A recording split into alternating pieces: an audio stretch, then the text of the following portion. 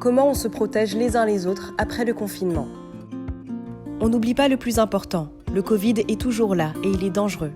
Heureusement, on peut limiter sa transmission en respectant les bons gestes. Ainsi, on se protège soi, on protège ses proches et tous les autres.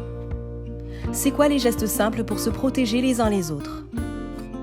On le sait, le plus important, c'est de se laver les mains très régulièrement, avec de l'eau et du savon pendant 30 secondes à chaque fois.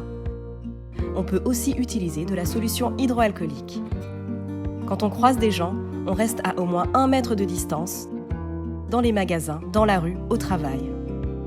Et dans les transports, on évite autant que possible les heures de pointe. Même si on ne s'est pas vu depuis longtemps, on se salue sans se serrer la main, ni se serrer dans les bras.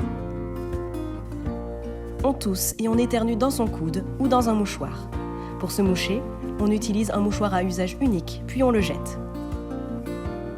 Et on évite de se toucher le visage, surtout le nez et la bouche. En plus de ces mesures essentielles, on utilise un masque grand public, si on ne peut pas rester à une distance d'1 mètre les uns des autres, dans certains lieux publics où il est obligatoire, comme les commerces et les transports. Si on s'y met tous ensemble, bloquer la transmission du virus, c'est possible. Tous les soignants comptent sur nous. Pour plus de conseils sur la vie quotidienne après le confinement, gouvernement.fr/info-coronavirus.